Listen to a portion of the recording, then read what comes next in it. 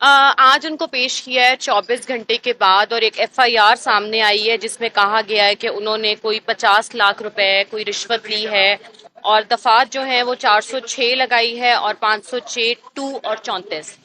اب ریمانڈ کی استدعا کی گئی ہے کہ 2 دن کی دیجیے، لیکن جیسے کہ آپ نے دیکھا کہ کپڑا ڈال کے اور ہتھکڑی لگا کے ہی وہ لے کے آئے ہیں۔ لیکن صرف میری گزارش یہ آئی جی اسلام آباد سے کہ کل تک مجھے ایون ناؤ جب ان کو عدالت لائے ہیں تو ہمیں بتایا ہی نہیں گیا کہ وہ کس کیس میں مطلوب ہیں اور کس کیس میں ان کی گرفتاری ڈالی گئی ہے۔ تو وہ ایف آئی آر ابھی انہوں نے ڈی سیل کی اور ابھی بتایا ہے کہ یہ کیس رشوت لینے دینے یا کرپشن کا ہے،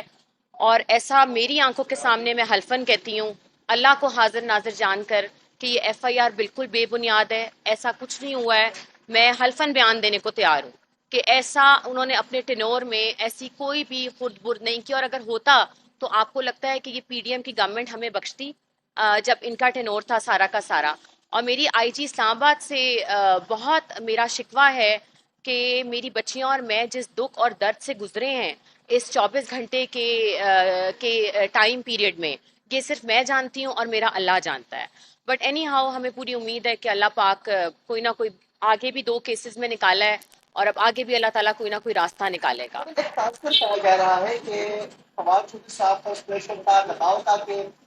پاکستان پارٹی میں ایکٹو ہو جائے، وہ نہیں ہو رہے تھے۔ کیا آپ صحیح ہے کیا اس طرح کے ساتھ پارٹی کی طرف سے نہیں یہ تو دیکھیں نا، کل فردوس عاشق ایوان صاحبہ بھی کہہ رہی تھیں کہ جی ان کی راہیں سیدھی نہیں ہیں، ان کی یہ سیدھی نہیں ہے۔ پہلے تو ان کی راہیں پوچھیں نا، پہلے تو ان کی راہیں پوچھیں کہ ان کی راہیں کہاں کس پارٹی کی طرف جاتی ہیں۔ جس کی حکومت آتی ہے وہ اس طرف چلی جاتی ہیں، جس کے ساتھ پارٹی بننی ہوتی ہے وہ اس طرف چلی جاتی ہیں۔ بہتر یہ ہے کہ اس وقت ہم لوگ ایک دکھ درد اور ایک